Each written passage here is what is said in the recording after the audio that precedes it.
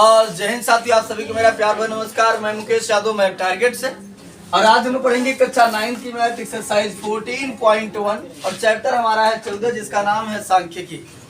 ये बच्चे, यदि हम बात करें तो ये सांख्यिकी चैप्टर आपको 9th में तो मिल ही रहा है। ये सांख्यिकी चैप्टर आपको 10th में मिलेगा। हालांकि 9th और 10th में डिफरेंस है, लेकिन समझिएगा जो 9th में है उसको समझिएगा क्या है। ये बच्चे, अगर हम बात करें तो यहाँ पर हम लोग पढ़ने वाले हैं इस चैप्टर में। अगर बात करें, हम पूरे चैप्टर की बात हम बता रहे हैं, तो चैप्टर में यहाँ पर हम जो है कि इसका ग्राफ खींचना सीखेंगे, आयत वर्ग बनाना सीखेंगे। आयत के बारे में कैसे आयत बनता है उसको अगले एक्सरसाइज में हो तो हम बताएंगे। और यहाँ पर हम इसी चैप्टर में सीखने वाले हैं माध्य, माध्यिका और बहुलक। ठीक, ये सारी बातें भी हम इस चैप्टर में सीखेंगे। साथ ही साथ कुछ तोड़ बनाना भी सीखेंगे। तो अगले एक्सरसाइजों में है, जैसे जैसे आएगा वहां पर हम एक्सप्लेन करेंगे आपको। लेकिन यदि हम बात करें 14.1 में, तो 14.1 बहुत ही छोटा है, कुछ नहीं है। बस समझिएगा, यहाँ पर हम आंकड़े पढ़ेंगे। आंकड़े दो प्रकार के होते हैं।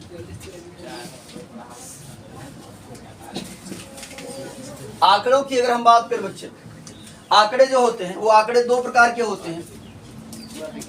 एक प्राथमिक आंकड़े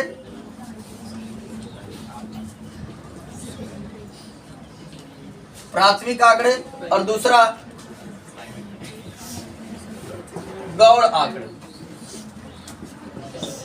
तो समझिएगा कि ये प्राथमिक आंकड़े और गौड़ आंकड़े क्या है। प्राथमिक आंकड़ों की यदि बात करें हम, तो प्राथमिक आंकड़े हमारे वो होते हैं जिन्हें जाकर के हम स्वयं एकत्रित करते हैं। समझिएगा ध्यान से। अगर हम बात करें प्राथमिक आंकड़े, तो प्राथमिक आंकड़े हमारे वो ऐसे आंकड़े होते हैं जिन्हें हम जाकर स्वयं एकत्रित करते हैं, स्वयं जानकारी एकत्रित करते हैं, वो प्राथमिक आंकड़े कहलाते हैं। जबकि गौड़ आंकड़ों की बात करें तो गौड़ आंकड़े ऐसे आंकड़े होते हैं जो कहीं पर रखा हो डाटा, किसी के द्वारा सूचना एकत्रित की गई हो और जाकर के वहां से हम जानकारी प्राप्त कर ले, वो गौड़ आंकड़े हो जाते हैं। यानी जिन्हें हमको स्वयं जानकारी एकत्रित नहीं करनी पड़ती है वो गौड़ आंकड़े कहलाते हैं, और जिन्हें हमें जानकारी स्वयं एकत्रित करनी पड़ती है उसे हम लोग क्या कहते हैं, प्राथमिक आंकड़े कहते हैं। ठीक, बस दो ही बातें इसमें हैं। तो आ जाते हैं एक्सरसाइज 14.1 में, और ज्यादा से ज्यादा 5 मिनट के अंदर एक एक्सरसाइज को सॉल्व कर देते हैं। कुल मिलाकर के 2 क्वेश्चन दिया गया है। चलिए समझिएगा, उन आंकड़ों के 5 उदाहरण दीजिए जिन्हें आप दैनिक जीवन में एकत्रित कर सकते हैं। यहाँ पर बच्चा हमें कुल मिलाकर 5 एग्जाम्पल देना है। कितने एग्जाम्पल? 5 एग्जाम्पल देना है, और कराए उन आंकड़ों के 5 उदाहरण जिन्हें आप दैनिक जीवन में एकत्रित कर सकते हैं, जिन्हें आप डेली यूज कर रहे हैं, वो आपको क्या करना है, बताना है। ठीक, तो समझिएगा ध्यान से।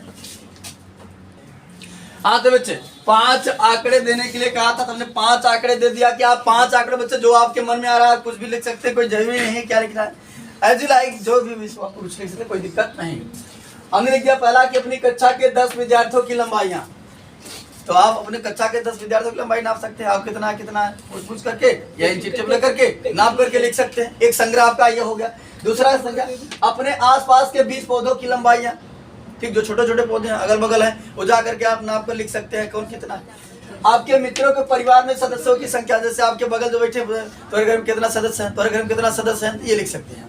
और यदि बात करें आपकी कक्षा में कुल विद्यार्थियों की संख्या, आपकी कक्षा में कितने विद्यार्थी हैं उसकी, आपकी कक्षा में किसी एक महीने में अनुपस्थित विद्यार्थियों की संख्या, कि एक महीने में कितने विद्यार्थी ऐसे रहे जो अनुपस्थित रहे, यानी कि अब्सेंट रहे। ठीक, कहाँ रहे, अब्सेंट रहे। तो यहाँ समझिएगा ध्यान से, ये 5 आंकड़े देने के लिए कहा दिया गया, हमने 5 आंकड़े दे दिया। ये पहला प्रश्न कंप्लीट हो गया आपका। दूसरे में पूछा गया है कि ऊपर दिए गए प्रश्न 1 के आंकड़ों को प्राथमिक आंकड़ों या गौड़ आंकड़ों में वर्गीकृत कीजिए। तो जो आपने एग्जाम्पल दिया है उसको आपको बताना है दूसरे में। ठीक है, यहाँ समझिएगा, दूसरे में आपको बताना है कि जो आपने ऊपर एग्जाम्पल दिया है उसमें से कितने ऐसे हैं जो प्राथमिक आंकड़े हैं और उसमें से कितने ऐसे हैं जो गौड़ आंकड़े हैं। ये बच्चे समझिएगा, अपनी कक्षा के 10 विद्यार्थियों की लंबाइयां, ये कहीं कोई नाप कर नहीं रखा रहेगा कि जाकर आप ले लेंगे।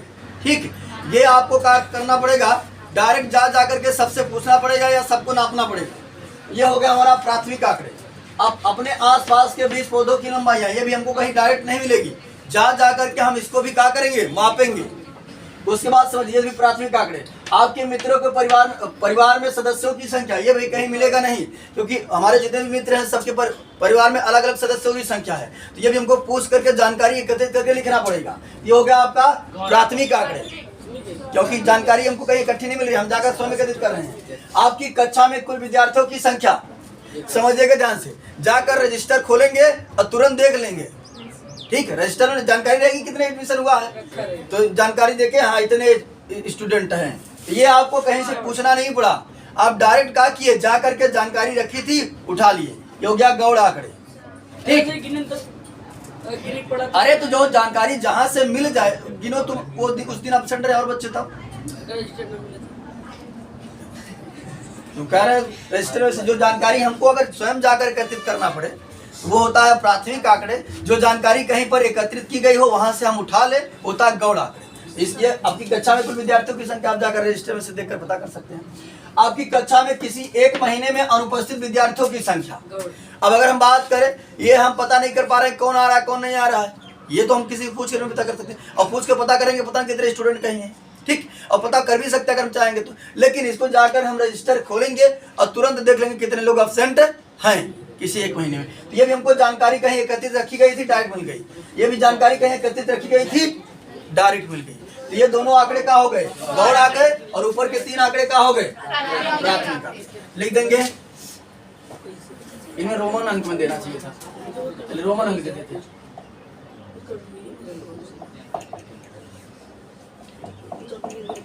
चलिए तीसरा हो गया, चौथा और पांचवा। यहां समझिएगा ध्यान से।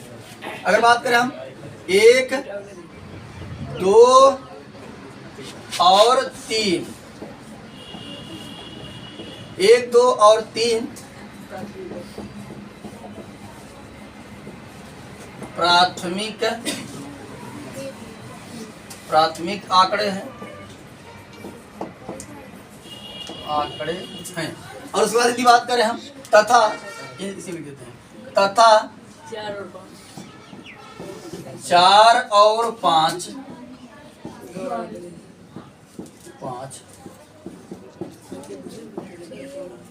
गौड़ आंकड़े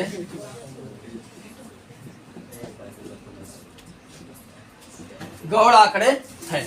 ठीक, तो उसमें आपको प्राथमिक आंकड़े और गौड़ आंकड़े वर्गीकृत करना था, और ये एक्सरसाइज आपकी 14.1 जो है वो समाप्त होती है। तो आज की क्लास में इतना है, बाकी मिलते हैं नेक्स्ट वीडियो में, तब तक के लिए जय हिंद।